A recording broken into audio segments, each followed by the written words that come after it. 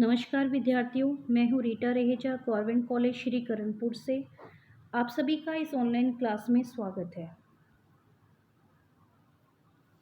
विद्यार्थियों, आज जिस टॉपिक के बारे में मैं आपको बताने जा रही हूँ वो है नवीन राज्यों का उत्थान अर्थात नवीन शक्तियों का उदय। नवीन राज्यों के उत्थान के बारे में जानने से पहले हम इसकी पृष्ठभूमि में जाएंगे और जानेंगे कि ऐसे कौन से कारण थे जिनके कारण इन नवीन शक्तियों इन राज्यों का उदय हुआ। जब औरंगजेब की मृत्यु हो गई वो तो उसके पश्चात मुगल साम्राज्य जो था वो पूरी तरह से व्यवस्था जो थी वो चरमराने लगी थी। और जब समय बीतता गया तो उसके साथ साथ जो उसके पतन की गति भी और तेज होती चली गई। केंद्रीय सत्ता के दुर्बल होते ही राजस्व घट गया। संचार के साधन थे वो भी लड़खड़ा गए और व्यापार व कृषि का स्वरूप क्षेत्रीय हो गया। केंद्र की जो विरोधी शक्तियां थी वो भी मुगल साम्राज्य पर हावी होने लगी थी। व्यक्तिक एवं सार्वजनिक नैतिकता भी हिल गई। नवीन शक्तियों और नवीन राज्यों ने अस्तित्व में आकर विशाल मुगल साम्राज्य को विघटित कर दिया। केंद्र में जो थे आंतरिक शत्रुओं का मुकाबला करने की भी शक्ति नहीं रही। औरंगजेब की मृत्यु के पश्चात उसके पुत्रों में उत्तराधिकार को लेकर युद्ध छिड़ गया, जो कि बहुत ही भीषण और विनाशकारी सिद्ध हुआ।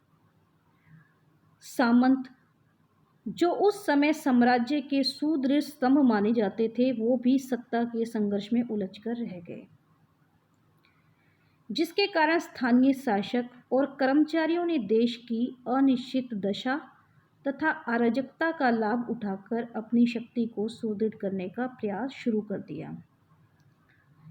अधिकांश सामंत और जो राज्य जो थे वो मुगल साम्राज्य के हित में युद्ध न करके अपने स्वार्थों को पूरा करने के लिए युद्ध करने लग गए। मुगल साम्राज्य के विघटन के कारण भारत में एक प्रकार से पूरी तरह से जो है वो राजनीतिक शून्य की स्थिति जो है वो पैदा हो गई थी, जिसके कारण राजनीतिक अव्यवस्था भी बढ़ गई और मुगल साम्राज्य का पतन हुआ। और ये जो मुगल साम्राज्य के जो पतन के प्रारंभ होने पर जो निर्बल जो मुगल सेना थी वो इन नवीन राज्यों के उदय को नहीं रोक पाई। इन नवीन राज्यों के उदय पर अंकुश लगाने में वो असमर्थ सिद्ध हुई। मुगल दरबार में दलबंदी के कारण कुछ उमराव जो थे वो बहुत अधिक शक्तिशाली हो गए और भारत के उत्तर पश्चिम से निरंतर होने वाले विदेशी आक्रमणों ने मुगल सम्राटों को उन पर नियंत्रण रखने में सक्षम नहीं रखा था। ये शक्तिशाली जो अमीर उमराव थे दिन प्रतिदिन शक्तिशाली होने के साथ साथ उनकी जो महत्वाकांक्षा थी वो भी बढ़ती जा रही थी, जिसके कारण वो जो मराठों का भी जो बढ़ता प्रभाव था उसको सहन नहीं कर पा रहे थे। मराठा प्रमुख महदजी सिंधिया ने जब वैध रूप से मुगल सम्राट के नाम पर शासन करना प्रारंभ किया तो उन्हें यह बात और भी ज़्यादा सहन नहीं हुई। आज़ाद बिलग्रामी मराठों को अपना शासक स्वीकार करने के लिए तैयार नहीं थे, क्योंकि वे उन्हें केवल जमींदार के रूप में ही मानते थे, जिसके कारण हैदराबाद, बंगाल, अवध और रुहेलखंड केंद्र शक्ति की अवहेलना करके अपने आप को स्वतंत्र रूप में विकसित करने लगी। इसलिए जो इन राज्यों को विभाजन से निर्मित जो राज्य है वो कहा गया, उसकी संज्ञा दी गई। हालांकि इन राज्यों ने जो है अपना स्वतंत्र अस्तित्व स्थापित कर लिया था, लेकिन ये फिर भी मुगल साम्राज्य के अंतर्गत ही आते थे। उन्हें स्वयं अपने ऊपर आत्मनिर्भर बनना पड़ा, क्योंकि जो केंद्र सरकार थी यानी मुगल जो साम्राज्य था उसका जो शासन था वो दिन प्रतिदिन कमज़ोर होता जा रहा था और वो किसी को भी सहायता देने के में समर्थ नहीं थे। ऐसी स्थिति में जो है इन राज्यों ने आगे आकर अपना जो है स्वतंत्र अस्तित्व स्थापित किया। तो ये था कि किन कारणों के कारण जो है इन नवीन राज्यों का उदय हुआ, ऐसे क्या कारण थे कि जिनके कारण इनका उदय हुआ। अब हम जो इन नवीन राज्यों में जो पहला राज्य जो बना वो था हैदराबाद, उसके बारे में जानेंगे। दक्कन के निज़ाम, इसमें जो हैदराबाद जो राज्य था वो सबसे प्रमुख और महान राज्य माना जाता है। हैदराबाद जो राज्य की स्थापना है वो आसफ जाही वंश ने की थी, और जो इस वंश का जो प्रवर्तक था वो चिनकिलिच खां था, जिसे प्राय निज़ामुल मुल्क भी कहा जाता है। उसने मुग़ल सम्राट मोहम्मद शाह के शासनकाल में 1725 ईस्वी में इस नवीन राज्य हैदराबाद की स्थापना की थी। जो इतिहासकार इरविन है उन्होंने भी 1725 ईस्वी में स्वतंत्र हैदराबाद राज्य के उदय को स्वीकार किया है। यह जुल्फ़िकार था जिसने पहली बार दक्कन में स्वतंत्र राज्य का स्वप्न देखा। औदार्य के कारण जुल्फ़िकार खान दक्कन का वायसराय बना। वह दक्कन का कार्य और नायब दाऊद खां द्वारा चलाता रहा। 1713 ईस्वी में जब जुल्फ़ी खां की मृत्यु हो गई तो यह योजना भी अपना आप समाप्त हो गई। तब चिनकिलिच खां सैयद बंधुओं के प्रयास से दक्कन का वायसराय बना। 1715 ईस्वी में सैयद हुसैन अली को ही दक्कन का वायसराय नियुक्त किया गया, और जब हुसैन अली की मृत्यु हो गई तो उसके पश्चात चिनकिलिच खां का जो भाग्य है एक बार दोबारा से चमका और वह दक्कन का सूबेदार नियुक्त हो गया। 1722 ईस्वी में निज़ाम को दिल्ली में वज़ीर नियुक्त किया गया। उसने दिल्ली में सुव्यवस्था को स्थापित करने का प्रयास किया, लेकिन उसके इस प्रयास को सम्राट और उसके जो मित्र थे उन्होंने विफल कर दिया। हालांकि उसने जो सम्राट है उसको कर्तव्य पालन का जो पाठ है उसे पढ़ाने की कोशिश की, और उसके जो कठोर अनुशासन से जो लोगों के मन में प्रति जो है लेकिन ईर्ष्या और द्वेष उत्पन्न हो गया। इन सब बातों से दुखी होकर निज़ाम ने दक्कन जाने का विचार किया। वज़ीर के रूप में उसने मालवा और गुजरात को दक्कन की सूबेदारी में सम्मिलित करवा लिया। 1723 ईस्वी के अंत में उसने शिकार अभियान के बहाने दक्कन की ओर प्रस्थान किया, लेकिन जो सम्राट मोहम्मद शाह थे उन्हें ये बात बहुत बुरी लगी। उसने जो मुबारिज़ खां को पूर्ण रूप से दक्कन का वायसराय बना दिया और उसे ये आज्ञा दी कि निज़ाम को जीवित अथवा मृत अवस्था में उसके सामने उपस्थित करें। जो निज़ाम था वो मुबारिज़ खां से और अधिक कहीं ज़्यादा शक्तिशाली था, और जब अक्टूबर 1724 में शकूरखेड़ा का युद्ध हुआ उसमें मुबारिज़ खां मारा गया और निज़ाम दक्कन का स्वामी बन गया। जो सम्राट था वो पूर्ण रूप से बेबस हो गया, और बाहरी रूप से अपनी मर्यादा को बनाए रखने के लिए उसने चिनकिलिच खां को दक्कन का वायसराय नियुक्त कर दिया और उसे आसफ जाह की भी उपाधि प्रदान की। निज़ाम को मराठों के आक्रमण के कारण काफ़ी समय तक जो है वो कठिनाई का सामना करना पड़ा। उसने बाजीराव के विरुद्ध युद्ध किया और हार खाई। उसने सम्राट के साथ नादिर शाह के विरुद्ध करनाल के युद्ध में भी भाग लिया। दिल्ली लौटने से पूर्व नादिर शाह ने सम्राट को निज़ाम के विरुद्ध सचेत भी किया कि यह व्यक्ति आवश्यकता से अधिक महत्वाकांक्षी और चालाक है। जब नादिर शाह भारत से लौट गया उसके पश्चात निज़ाम दक्कन चला गया और उसने लौटकर अपनी स्थिति को और ज़्यादा सुदृढ़ कर लिया। निज़ाम में वे सभी गुण थे जो स्वतंत्र राज्य बनाने के लिए एक शासक के अंतर्गत मौजूद होते हैं।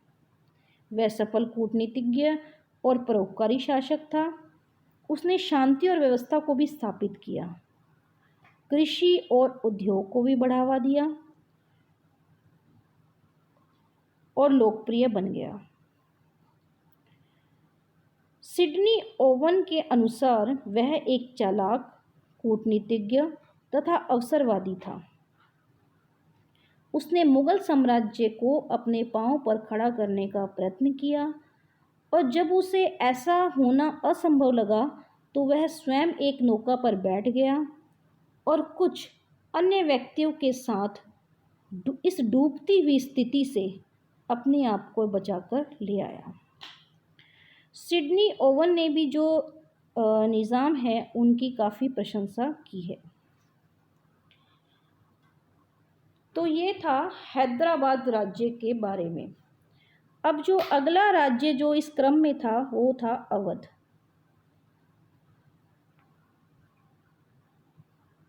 अवध को जो स्वतंत्र राज्य का जो स्वरूप प्रदान करने वाला जो सबसे पहले था वो था शहादत खां, जिसे कि बुरहानुल मुल्क के नाम से भी जाना जाता है। शहादत खां शिया था और निशापुर के सैयदों का वंशज था। 1720 ईस्वी में बयाना का फौजदार नियुक्त किया गया।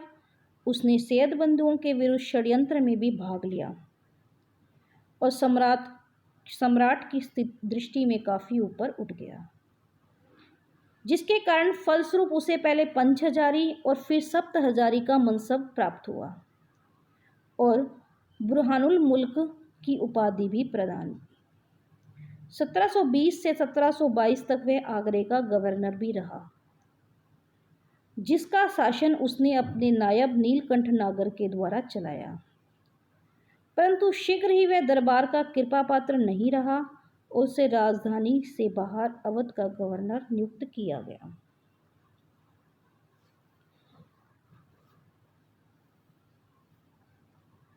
Doctor A.L. श्रीवास्तव ने अपनी पुस्तक अवध के प्रथम 2 नवाब में भी शहादत खां को सर्वाधिक योग्य और सर्वाधिक शक्तिशाली नवाब बताया है।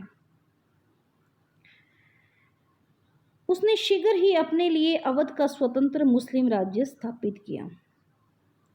1739 ईस्वी में शहादत खां को नादिर शाह के विरुद्ध लड़ने के लिए दिल्ली आमंत्रित किया गया। वह वीरता से लड़ा लेकिन उसे बंदी बना लिया गया। उसने नादिर शाह को दिल्ली पर आक्रमण करने के लिए प्रेरित किया, लेकिन उसका ये दांव बिल्कुल उल्टा पड़ गया।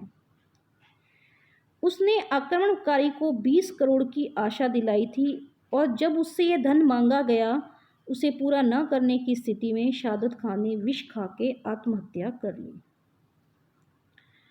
उसके कोई पुत्र नहीं था, तो उसने अपनी पुत्री का विवाह अपने भतीजे सफदर जंग के साथ कर दिया और उसी की मृत्यु के पश्चात यही उसका उत्तराधिकारी बना। सम्राट मोहम्मद शाह ने एक फरमान द्वारा सफदर जंग को अवध का नवाब नियुक्त कर दिया। 1248 ईस्वी में सम्राट मोहम्मद शाह ने सफदर जंग को अपना वजीर नियुक्त कर लिया और उसके जो उत्तराधिकारी थे वो नवाब वजीर कहलाने लगे। 1819 ईस्वी में इस वंश के 7वें शासक शहादत खां ने अवध के राजा की उपाधि धारण कर ली। अब इसी क्रम में जो है वो अगला जो राज्य था वो बंगाल। बंगाल को जो एक स्वतंत्र सूबा बनाने में मुर्शिद कुली खां और अलीवर्दी खां का प्रमुख योगदान माना जाता है, लेकिन जो बंगाल के स्वतंत्र राज्य का जो संस्थापक है वो मुर्शिद कुली खां ही माना जाता है। मुर्शिद अली खां सम्राट औरंगजेब के समय बंगाल का दीवान था। 1717 ईस्वी में वह बंगाल का सूबेदार बना। उसने बंगाल में व्यवस्था व शांति स्थापित की। बंगाल में उसने इतनी अपनी योग्यता से प्रशासन का संचालन किया कि वह 1719 ईस्वी में उड़ीसा का सूबेदार बन गया।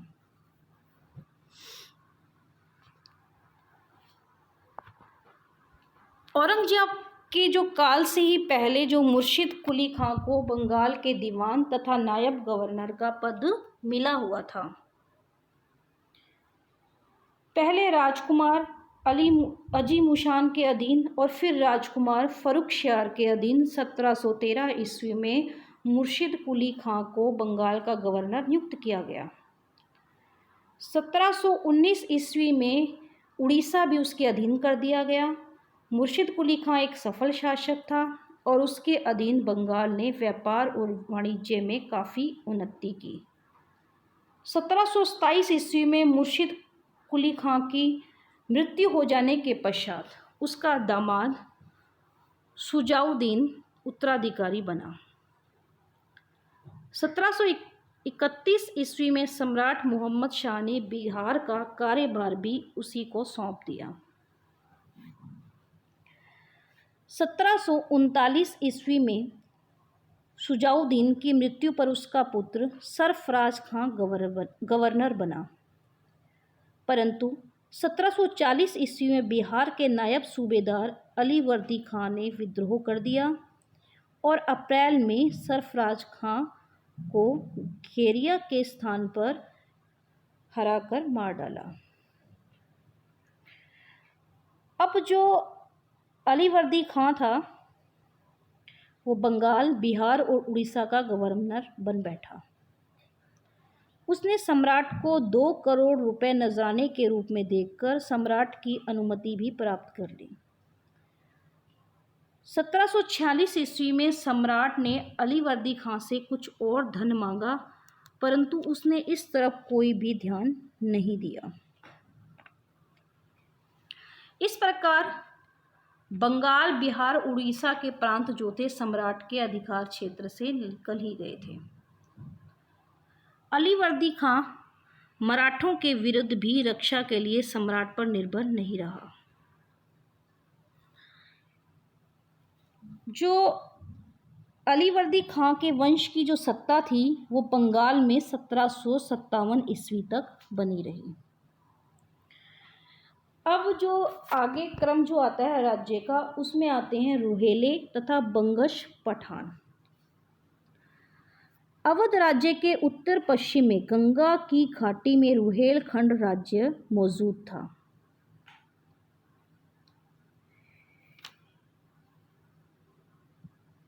एक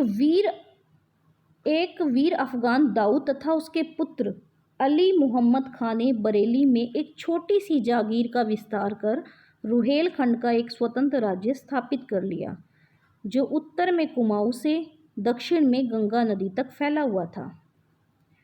यहाँ के जो अफगान लोग थे वो अपनी शूरता के लिए काफ़ी प्रसिद्ध थे। जो रोहेल सत्ता है उसका उदय जो है वो दोत खां के नेतृत्व में 1800 सदी के प्रारंभ होने के साथ ही माना जाता है। 1721 ईस्वी में जब उसकी मृत्यु हो गई तो उसके दत्तक पुत्र अली मोहम्मद खां ने जो बरेली है उसके आसपास अपने प्रभाव को स्थापित करना बढ़ाना शुरू कर दिया। 1740-41 ईस्वी में उसने मुरादाबाद पर भी अपना प्रभाव स्थापित कर लिया। 1748 ईस्वी तक बिजनौर भी उसके अधिकार में आ गया और जो उस समय तक जो रुहेला सरदार थे वो अपने स्वतंत्र रूप में शासन करने लगे थे और अपने आप को नवाब कहने लगे थे। 1749 ईस्वी में रहमत खां शासक बना। वह एक योग्य और महत्वाकांक्षी शासक था। जब अहमद शाह अब्दाली ने भारत पर आक्रमण किया था तो उस समय उसने मराठों के विरुद्ध जो है वो अब्दाली को सहायता प्रदान की थी, अतः जिस कारण उसको अपना साम्राज्य बढ़ाने का और अधिक अवसर मिल गया। और इसके अलावा उसने अपने जो प्रशासन के छोटा सा राज्य था उसको और अधिक विकसित बना लिया। मराठों की भांति जो अफगान थे वो भी मुग़ल साम्राज्य के विघटन के पश्चात एक अच्छे शासक जो है वो साबित नहीं हुए। शासक बनने के बाद भी वे जो अपने जो लूट मार की जो प्रवृत्ति थी उसको नहीं छोड़ सके, और जिस कारण वो उनके पतन का कारण भी बना। तो ये था रुहेले और बंगश पठान का वर्णन। अगले जो इस क्रम में आते हैं वो है राजपूत। राजपूत लोग भी जो थे वो औरंगजेब की जो राजनीति थी उससे खुश नहीं थे। 18वीं शताब्दी में जब मुगल साम्राज्य पतन की ओर बढ़ने लगा तो उन्होंने उसकी दुर्बलता का लाभ उठाकर अपनी जो पुरानी स्वतंत्रता थी, जो खोई हुई स्वतंत्रता थी, उसको पुनः स्थापित कर लिया और चारों दिशाओं में जो है अपने राज्य का विस्तार कर लिया। राजपूतों तथा मुगलों के आपसी जो प्रेम घृणा संबंधों से जो प्रेरित होकर बहादुर शाह ने 1708 ईस्वी में जोधपुर पर आक्रमण कर दिया। अजीत सिंह ने अधीनता को स्वीकार कर लिया, परंतु शीघ्र ही उसने जय सिंह द्वितीय तथा दुर्गादास राठौड़ के साथ मिलकर मुगलों के विरुद्ध एक गठजोड़ भी बना लिया। 1714 ईस्वी में मुगल सेनापति हुसैन अली ने जोधपुर पर आक्रमण किया तथा अजीत सिंह को अपनी पुत्री का विवाह मुगल सम्राट फर्रुख शाह से करके शांति बनाए रखने पर बाध्य किया।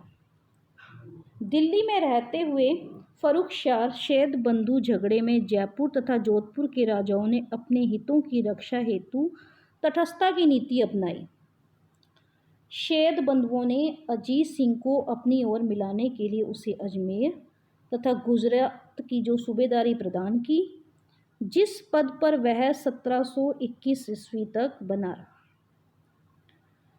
सैयद बंधु विरोधी दल ने जयपुर के महाराज जयसिंह द्वितीय को 1721 ईस्वी में आगरे का सूबेदार भी नियुक्त कर दिया और मोहम्मद शाह के शासनकाल में उसे गुजरात सरकार का क्षेत्र भी दे दिया गया।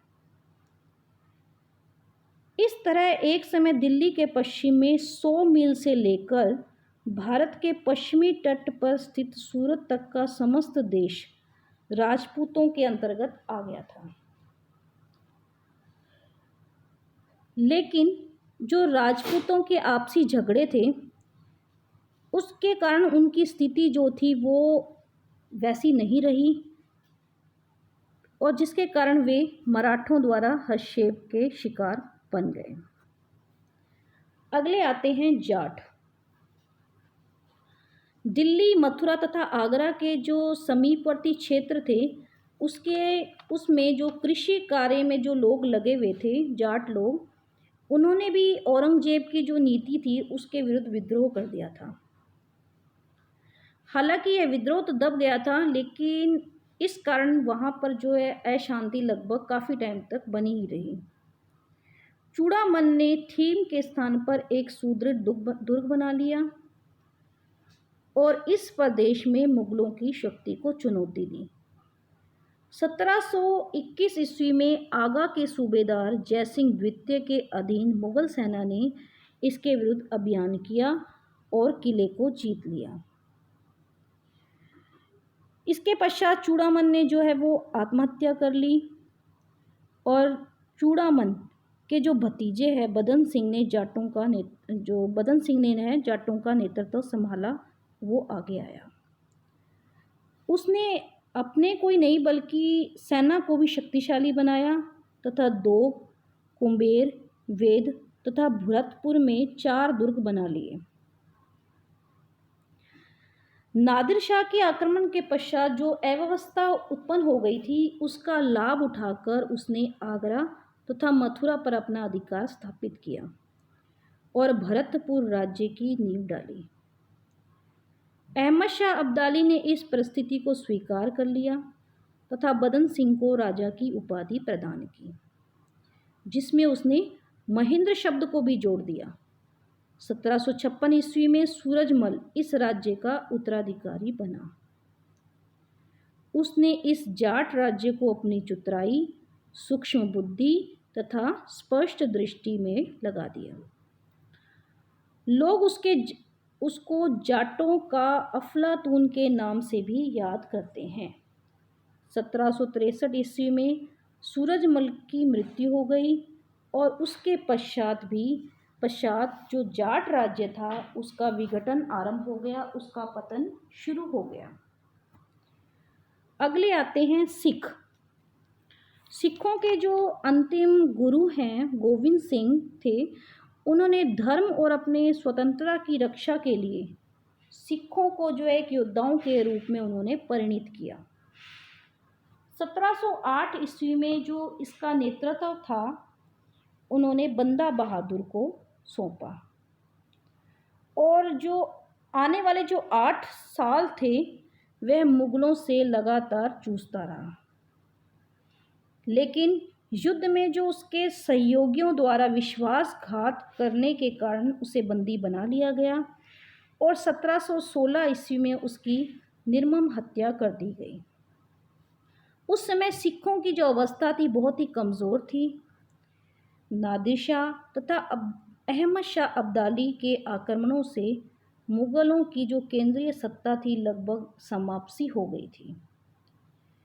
इससे जो सिख मिसलों का क्या अभिप्राय होता है, बराबर के लोगों का संगठन, उसे स्वर्ण अवसर मिला। जो मुग़ल अत्याचार हो रहे थे और अफ़गानों के निरंतर आक्रमणों के परिणाम स्वरूप जो सिख थे वो सिखों का संगठित होना जो था वो बहुत ही आवश्यक हो गया था और सैनिक जत्थे के रूप में जो सिख शक्ति थी वो लगभग 65 जत्थों में बटी हुई थी। प्रत्येक जत्थे का एक सरदार होता था और जो जत्थों की जो संख्या थी वो कालांतर में 65 से घटकर 12 रह गई थी। कनिंगम के अनुसार जो ये सिख मिसल शब्द है उसका वह अरबी शब्द है और जिसका अर्थ होता है समान या एक जैसा। मिसल के प्रयोग एक फाइल के रूप में किया जाता था, अर्थात जो प्रत्येक जत्थे का जो रिकॉर्ड था वो एक फाइल में अमृतसर में अकाल तख्त पर रख दिया जाता था और वहाँ पर समय समय पर आवश्यकता के अनुसार सभी मिसलों के सरदार मिलकर अपनी उपलब्धियों का लेखा जोखा देखते थे। जो प्रत्येक मिसल होती थी उसकी एक अलग पहचान होती थी, उनका एक झंडा, नाम तथा निशान होता था।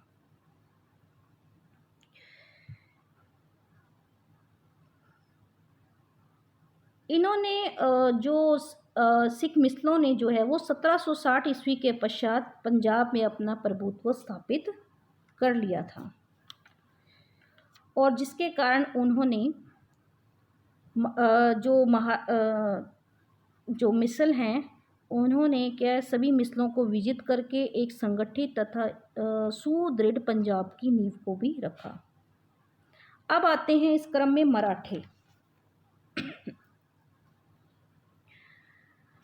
मराठे जो थे मुगलों को उत्तरी तथा दक्षिणी भारत में सबसे कड़ी चुनौती जो है मराठों के ओर से मिली।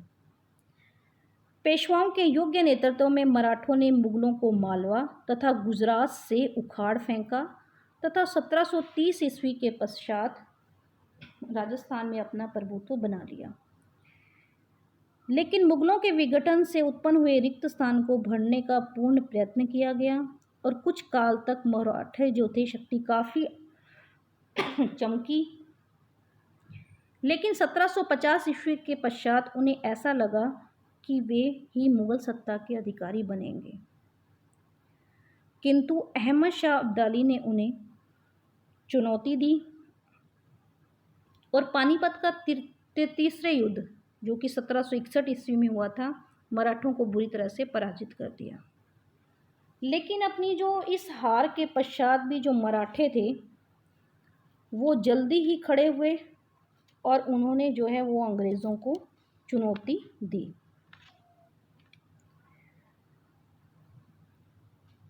तो ये था कि भारत में जो नवीन शक्तियों का उदय और नवीन जो राज्यों का उत्थान किस प्रकार से हुआ। अगली क्लास में मैं आप लोगों को जो मुग़ल साम्राज्य का विघटन किस प्रकार से हुआ, उनका पतन के जो उनके पीछे क्या कारण थे वो आपको बताऊंगी। धन्यवाद। अगर आपको ये वीडियो पसंद आया तो लाइक कीजिए, सब्सक्राइब कीजिए। धन्यवाद।